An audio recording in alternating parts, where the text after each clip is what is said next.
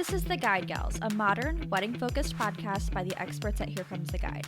I'm Chelsea, a designer and inspired creative who's probably racked up over 8,000 hours on Pinterest, and the friend who's going to shoot it to you straight. And I'm Caroline, a social media manager who is obsessed with dogs as ring bearers and will inevitably cry over your wedding video. We've seen it from all sides. We've been brides, planners, bridesmaids, and have worked with standout brands throughout the industry. Think of us as an extension of your wedding party and hang out with us as we share the ins, outs, ups, and downs of the road to I Do.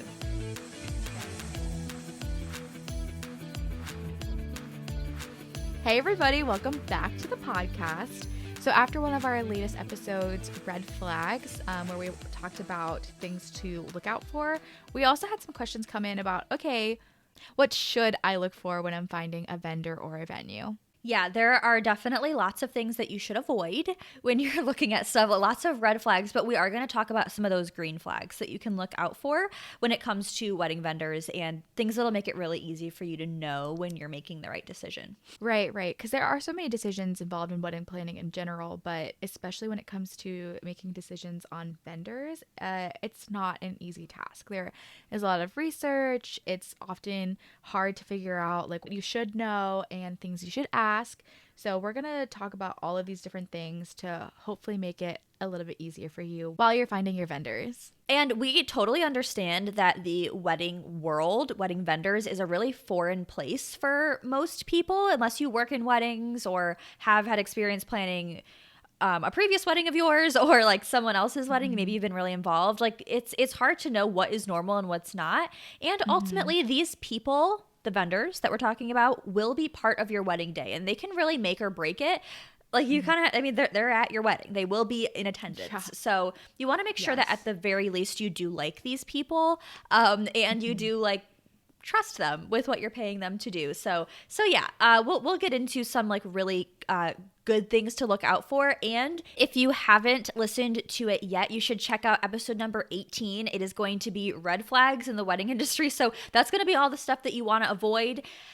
Once you make note of those things, you can head on over to this episode, listen to the rest of it, and these are going to be the things to look for, to seek when it comes to wedding vendors. Absolutely. So whether you're searching for a talented photographer to capture candid moments or a really amazing florist to turn your venue into a peony-filled paradise, we're going to get into all the tips that you'll need to know to find those people. But before we get any further, of course, we're going to talk about what we're sipping on today. I have two beverages going on. I do have a coffee that is supposed to be hot, but now it's cold.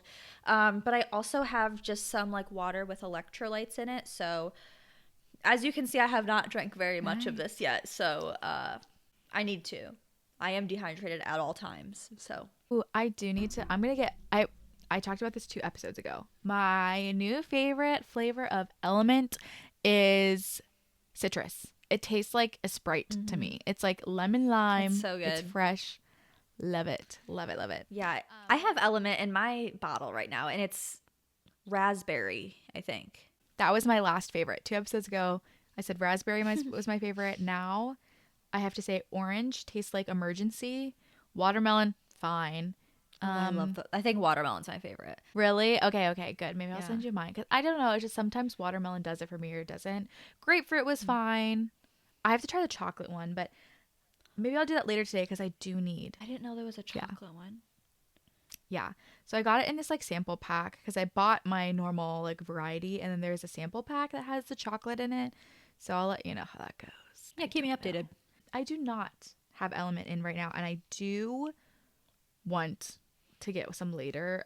It'll probably be citrus, but I have my kombucha, but not only is it's in here, but I have it in this little like koozie that Chelsea gave me. Yeah. It has a bow and it says cup of cheer. Yeah, if you're watching on YouTube, you can see how cute it is. It's from a girl I follow on Instagram. Her name is Lily Ann, and she's like an illustrator. She has a business where she sells, they're made for iced coffee. Like it's like an iced coffee koozie, because you know, like when you get an iced coffee and it just like sweats all over the place.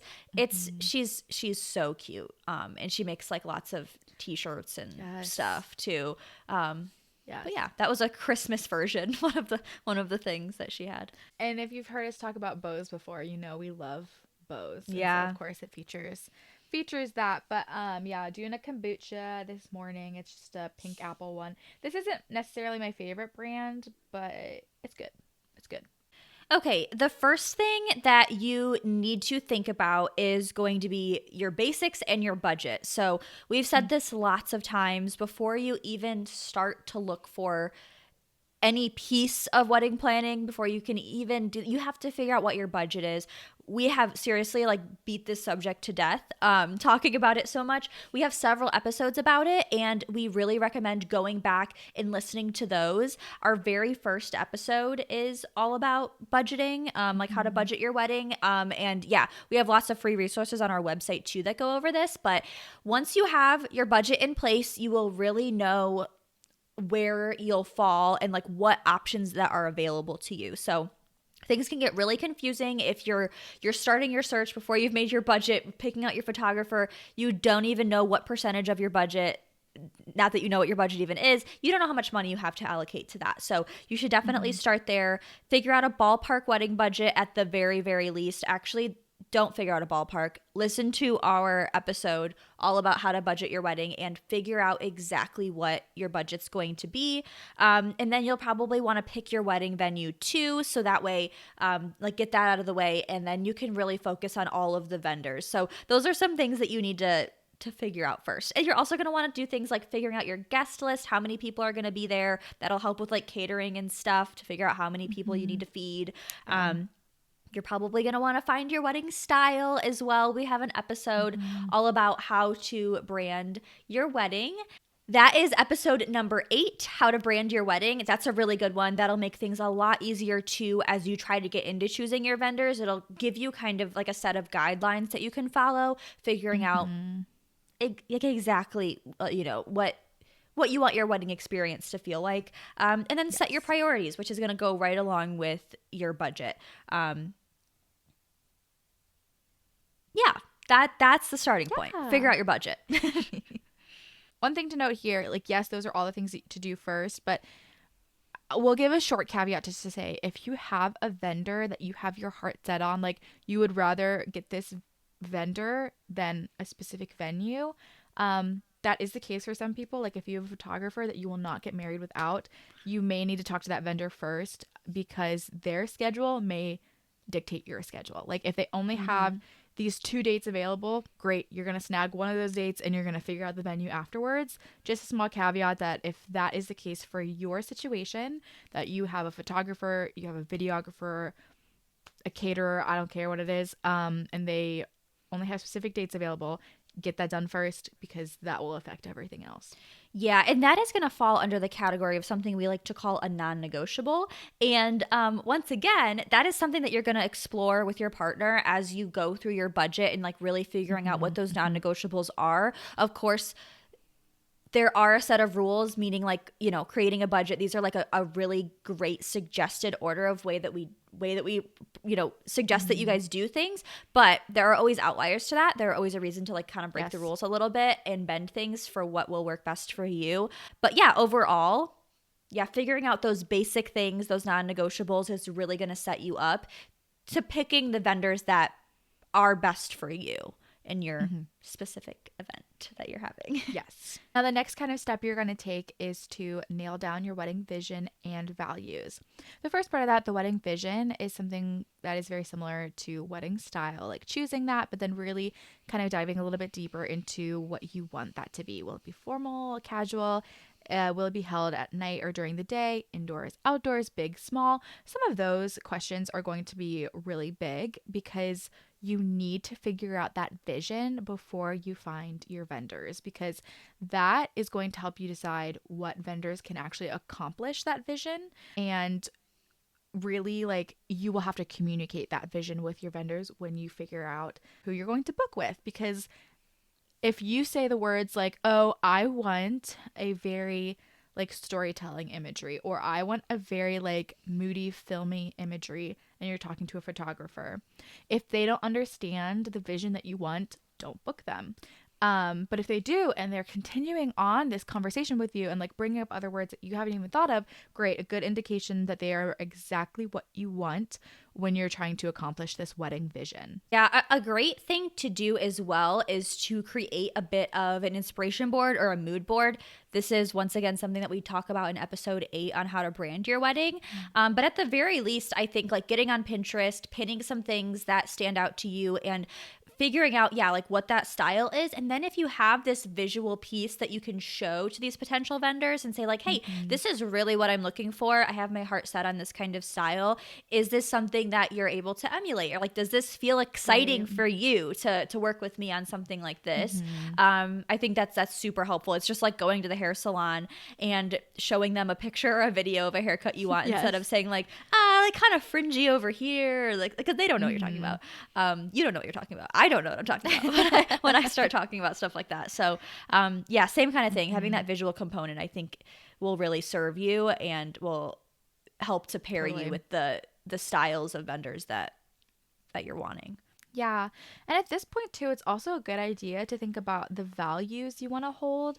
Things like, do you want your wedding to be very eco-conscious? Do you want to give back within your wedding? Maybe then you book with a green venue or like a place that, you know, either donates food afterwards or a florist that helps donate florals, or partnering with a place that you can donate to instead of doing favors. This is a good thing to think about at this point because you will want to clarify for yourself what your core values are if that is something that's important to you, and maybe book with vendors who have similar values because that will help translate to your overall vibe theme. Of course, your vendors are going to be with you on that day, like on your big day. So if these values are very important to you, you want to make sure that aligns with the vendors you're booking. Yeah, and that could even just lead to you being able to execute those values that much easier. If you know, yeah, like some sort of like green initiative or recycling in some sort of way really is something that one of your vendors is excited about. They might even have ideas that they share with you or suggestions on how to do things effectively. So yeah. The next thing that I'm going to touch on is prioritizing your must-haves. So I did already talk about this a little bit. We also have called them non-negotiables in lots of episodes before, but this is going to be really, really important. So when you are figuring out those basics, you really want to sit down with your partner and figure out what things really matter most to you guys. This might be different, like between you and your partner. You might be someone who really cares a lot about spending more money on a photographer. Your partner might really care about having a late night snack, which is like an extra expense. So you need to figure out what really matters the most to you guys and be respectful to each other. It's both of your weddings.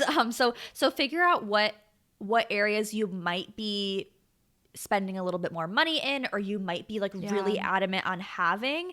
Like, talking about the late night snack category, it might not just be a late night snack. It might be like, I really want there to be In-N-Out hamburgers at my wedding. Yeah. They need to show up at 8 p.m. Like, that's what needs to happen. I want it to, not any hamburgers. I want those hamburgers, you know? So, yes. like, figure out what those are and really lay them out. Because yeah, it's going to change your overall budget for those different things. And absolutely, you'll figure out what matters most. All right, so we just had you get lots of things in order before we jump into the actual vendor search, which is what we're going to talk about now. So maybe you've picked your venue, you've absolutely done your budget, you've nailed down non-negotiables, picked out your vision, your values. Now we're actually going to start that search. So you have all of these basics, and now you're going to zero in on the vendors that fit all of the needs that you have. And there are so many ways to start a vendor search. It's hard. I think you've likely never planned a wedding before, and this is all new to you, and it's hard to figure out. Like, there may be certain vendors that you're like, absolutely. For me, I was like, this is the photographer I want. This is like kind of, I knew the brand of bridal attire that I wanted. Didn't really know a lot of the other things. Didn't really care too much about caterer. Didn't care too much about my reception venue. And so I started, like many people do, with word of mouth, or just asking some of my friends who had gotten married already, just saying like, hey, what was your experience with this person? Hey, what was your experience, or what advice would you give? and they kind of helped me start my search. Some of them said, absolutely don't book this person, which was helpful. Yeah. And some people said, hey, and actually that's okay. So I did have a photographer in mind, and then I don't think they were available. And so I found my actual photographer through word of mouth. Huge. I love her. Taylor Simon Photography. Huge shout out. Go look at her work. Her work She's is based out of really Michigan. beautiful. Oh, beautiful. And her website is also stunning, beautiful, gorgeous. Mm-hmm. So word of mouth did me really, really well. You can also talk to your venue about preferred lists. They likely have a list of people that they've worked with, that they enjoy. Some places force you to choose from their preferred list. And some people will just have a list of like, hey, here are some suggestions. This DJ works well with us. This caterer knows the groove, like whatever. And this can help make the planning process easier if they give you that list. Of course, as well, there's the good old Google search. There's the good old social media search. I know for me, I'm probably more likely to look up things on social media, but that's like my job. I love social media. But Google will also do you well as well. Just make sure you're reading those reviews. Make sure you are double checking with other people, because Google search is great in a lot of ways, but you can also get scammed by people who are like professionals of making it look like they're a legit vendor and then actually aren't. So just be wary with that one. I think social media is a good place to double check that is a legit thing. You can kind of see some more of their portfolio, see what people are commenting. Look at the comments on people's things, because that is a good telltale sign of like, are people saying great things? Are people following along? Or is this kind of a barren wasteland of like, nothing's happening? Just be careful. I again talk about red flags in episode 18. So that's more of where we are going to give you these caveats, but I'm going to choose to be on the positive side today and say, yeah, you can find some great things on Google and on social media as well. And then also, of course, wedding vendor directory websites, things that you think of that are similar. Like, here comes the guide. We specialize in venues. We are going to match you with the best venue, but a site similar to Here Comes the Guide will help you find vendors and maybe some that like specialize in that. And those places are also going to have somewhat of a portfolio, link to all of their contact information, and possibly give you some reviews to look at, which can be super helpful. So the best thing to do too when you do start your vendor search is to really start it as soon as possible or as early as possible. You want to give yourself plenty of time, especially, I mean, vendors book up, and you want to give yourself time to not feel like, okay, you know what, I have to choose someone this week. You want to be able to, you know, allow yourself the time to, if you want to talk to several different people or several different vendors like in one category and see who really like, you know, feels like fits your vision the best. You want to like let yourself, like give yourself the time to be able to do that, and, you know, make sure that you are still able to have enough time that these vendors still have availability before your day. And then the next thing that I'm going to talk about is doing your research. So Caroline did touch on some of this already, but we want to stress that this is super important. We talk a lot about this in like our red flags episode too. You need to do your research on this. You might come across a photographer, my favorite example to use, on Instagram, and you're like, wow, this work is really pretty. It really matches my style. I'm super drawn to it. But yeah, you gotta go to their website, see if they have a website. It's a great sign if they do. It really shows that they've invested in their business and that they're professional. And then on their website, they should have a good portfolio that you can see. This is a great place. You want to look through all of that. You also want to check their reviews. It's great to check reviews that are both on their website but also off of their website. So of course, a lot of people put like reviews, testimonials on their own website, but they aren't going to put a bad review on there. Like, hello. If they do, then that's like very strange. So yeah, you want to look at their Google reviews, Yelp. I know there are other places that do host reviews for wedding vendors. So definitely check those out. Read through them. Like, seriously read through them, especially if they're not all like 4 and 5 star reviews. If there are some lower, like 1 star low reviews, read them. For sure, read them, and that might automatically turn you away. Sometimes people do have a bad experience, and it doesn't necessarily mean that you should for sure count out a certain vendor, but read the review, like see what it is. Like, was it something unreasonable? Like, okay, that sometimes is the case. And then once again, back to the website, this is usually where they will list out, if not their full pricing, all of their packages. So, what they include. So, you want to make sure that I would check that out first before contacting them. Mm-hmm. See, obviously, if their pricing matches your budget. That's important. But then also, you'll want to check about what their packages even are. So, if you find a photographer you really like, you get to their website, you're like, oh, you know what? They only really specialize in elopements, and I'm not eloping. Like, that's probably something you want to check out before you contact them and like waste both of your time. Like maybe that's all that they do. Maybe that's all that they want to do. So yes, and then usually the best place to reach out to a vendor is on the contact page of their website, or sometimes it's through email, but they will usually have clear instructions on how to contact them or how they prefer to be contacted listed on their website. If they don't, that's not a great sign. And another thing too, a green flag that I'm going to mention is if you do reach out to them and they get back to you in a really timely manner. That is such a green Mm-hmm. flag, because you have For to sure. expect that.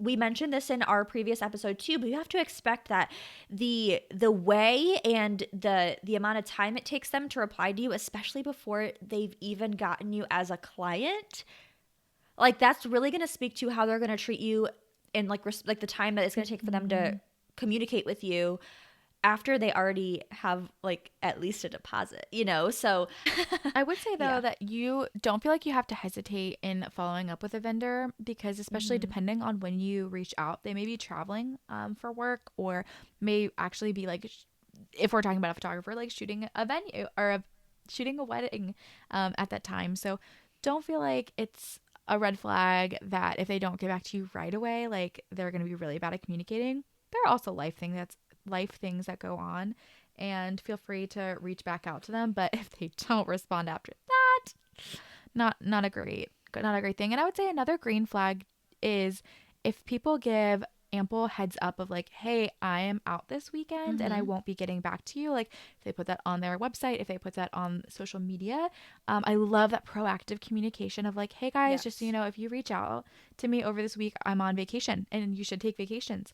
And it's good that they are stepping away from their work, getting that good work life balance. So I think it's actually a green flag if they are being communicative ahead of time and saying, hey, just so you know, I'm going to be out of office and I'll get back to you on this date when I get back.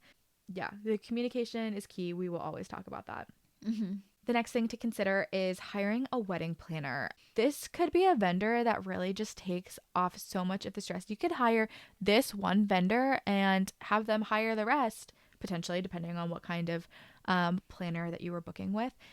And that is incredible. So then you actually really want to put a lot of time and effort and energy and research into picking your wedding planner, because depending on your Yes. needs, there are so many things that they can and can't do for you. And we'll kind of get into that in a second, but finding a wedding planner is just, I mean, I think we've said in other episodes, at least finding a coordinator is great. But if you can get a wedding planner, that saves you so much stress, so much time, and honestly, sometimes could save you money because of their expertise Yeah. in their areas.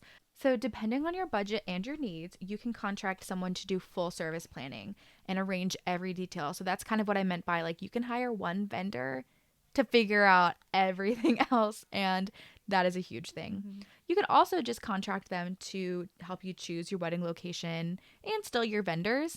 And maybe you say, like, I actually already picked these vendors, but can you pick all these other ones? So something that's a little bit less full service, but still helping you with a lot of these big details. And then also, you can hire somebody to do a day of coordinator, which really kind of comes into effect 30 days before the wedding. So they're not going to be choosing vendors for you, but they're going to help you like assist in all of the coordination of the details leading up to the wedding. Because there's a lot of details in those 30 days beforehand where you're paying final deposits, you're getting information to people. So choosing your coordinator, choosing your planner is a big deal. Now, you may not be able to choose your coordinator. Sometimes if you choose a venue, they already come with a coordinator. That's great. That can kind of help save some of that headache, and they know their venue so well, so they'll have a lot of expertise in that area. But if you are hiring someone outside of your venue or hiring a full service planner, do so much research in that because they are going to really help set the tone for so many huge details, and you want to make sure you find the right person who clicks with you.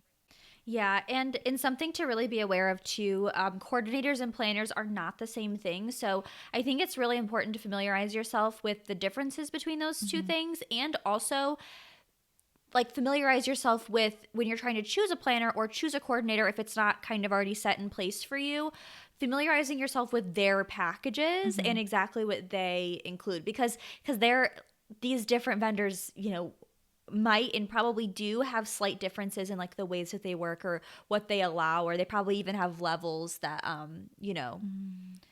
include more or less. So yeah, definitely become aware of exactly what you're signing up for. Yeah. That really goes for all vendors. Become familiar with Yes. every package that you're signing a contract for. But yeah, definitely, do your research. I already said that. 100%. Read all of that stuff.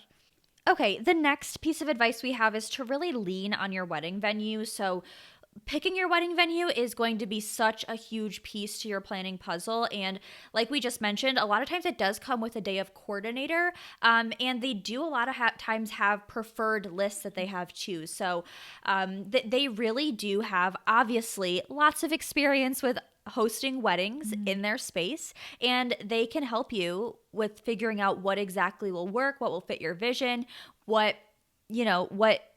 vendors to even choose. They know the ones in their area. And there are differences too. So sometimes when you go to a venue, they have a preferred list, and that means that, I know Caroline already mentioned this, that they have these, laid out for you so that you can easily choose from this list. There are people that they trust and that they, obviously recommend. But sometimes if you work with a certain venue, they might say, okay, well, if you're going to have your wedding here, you must use this caterer. Like, this is the catering that you're going to have, and that can go for lots of different venues.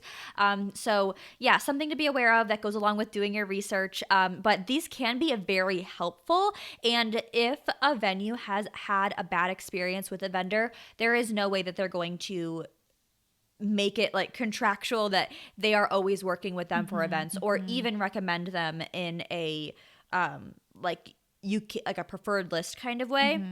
But something to be aware of is a lot of times for these vendors to make the venue's preferred list, they are like paying into that. So that is just something to be aware of. Like there might be a reason why they're on that list other than the fact that the venue believes in them. But I would say that overall, since we're talking about green flags, that if there is a preferred list of any kind, that there's a green flag attached to that vendor. Like a couple having a bad experience on their wedding day because of a vendor causes them to have a bad experience at that venue. Like, that's the way it is. So they're setting themselves up for having bad reviews and bad experiences, which they really don't want, obviously. So figuring out like what exactly those things mean, it's some stuff to for sure be aware of. Yes, and knowing that about the preferred list is a huge like behind the scenes of the wedding industry.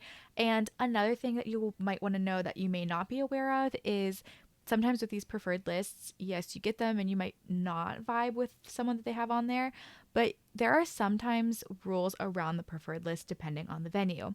Some venues don't allow you to choose someone off of the preferred list, or there can be fees that are incurred if you do choose someone who's not on their list. So make sure you ask the question of, do they allow outside vendors? Are there fees associated with bringing in your own caterer or vendor team?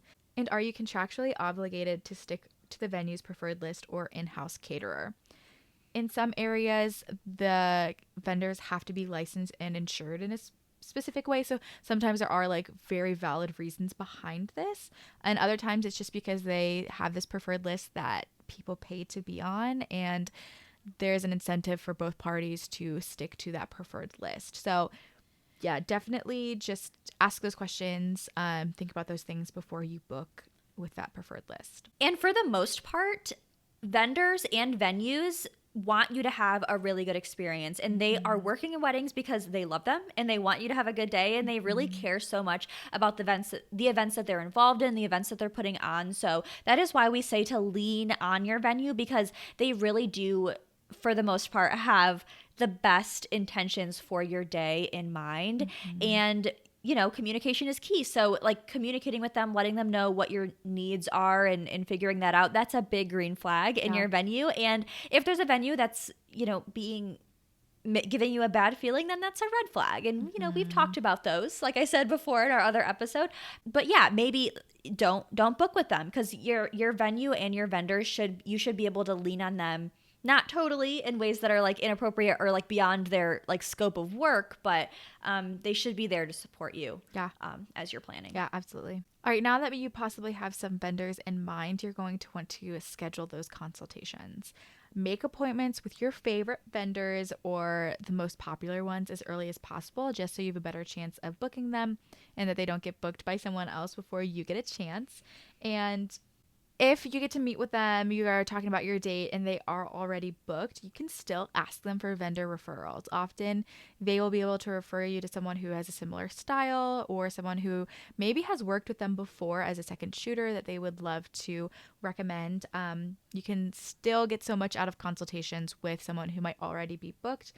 And they really do have, like, all vendors have great networks. In fact, that's a green flag to look for. If they do have a great network of people that they would refer to, that is a good sign, because they are obviously like working well with other people. And if they don't have people they would refer you to, maybe not as great of a sign.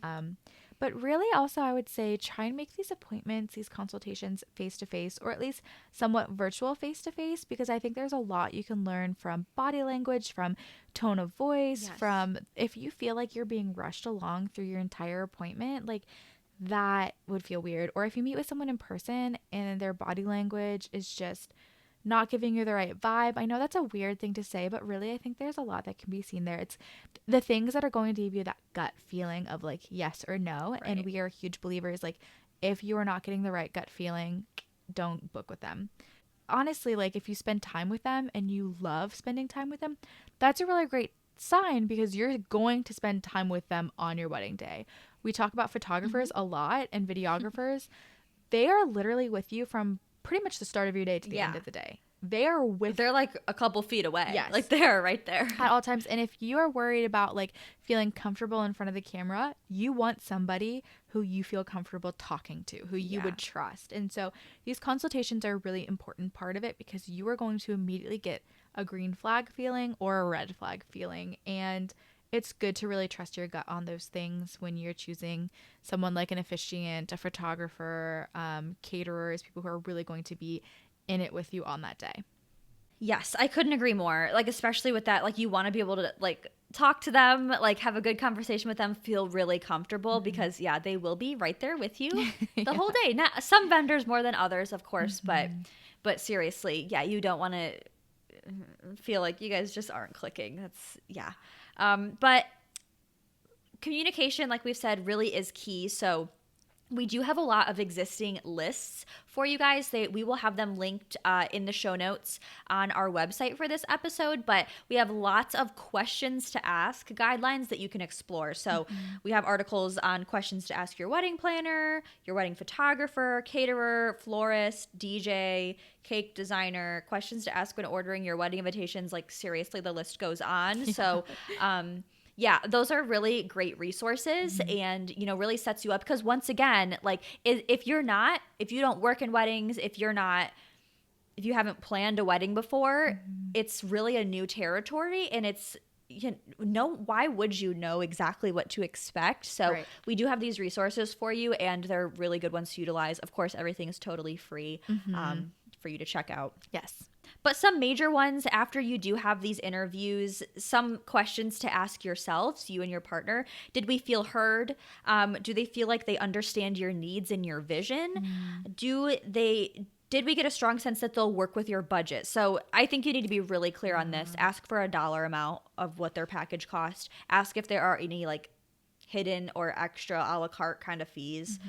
They should be able to be upfront with you about that. If they're not, walk away.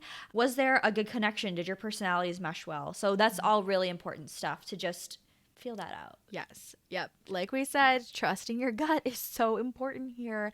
And just because they are really popular, they're really professional, they are booked out for a long time, they still may not be the best fit for you. And it's okay if your gut is saying that. So don't be afraid to really trust yourself in this process. And we hope we gave you some tools to use to make you feel more confident in your decisions and finding those right things. And definitely check out all of those questions to ask your vendor articles that Chelsea just mentioned. They are so helpful in finding the right things to talk about and really continuing to help you build that toolkit to find the vendors that are going to make you have the most magical day possible. Yeah. Well, this was great to talk about. I love that we got to like go to the other side of it after talking about all the red flags, which is kind of fun because like it's kind of fun. Like there are some like juicy drama. I don't know. Funny is like, juicy is like a better word. So yeah, I'm glad we got to explore like some of the green flags, really some things to look out for when you're trying to find the best wedding vendors for you. But yeah, you can find out more about us. If you guys have any questions too, or have any episode suggestions, you can reach out to us through our website's contact page. That is at theguidegalspodcast.com. You can also connect with us on Instagram at The Guide Gals Podcast. All of our episodes have a video component too, so you can find those on YouTube, on the Here Comes the Guide YouTube channel, and we are on TikTok too as The Guide Gals Pod. But yes, over on our website too, we have a complete episode library and lots of free planning resources for you. So definitely check those out if you are in the trenches of planning, or if you're just getting started. It's like a great starting point for that too. Yes. But yes, this was a fun episode. We say that every week and we mean it. Like we do mean it. I mean, I love hanging out with Chelsea. That's super fun. But it is fun knowing that there are people out there listening to these episodes and gaining some knowledge from it. And that like warms our hearts so much. I love it. Well, until we get to chat next week then, I guess. Cheers. Cheers. I still haven't drank any of this water. I'm dehydrated. Mine says cup of cheer. Cheers. Very cute. Yeah, you know. It's perfect.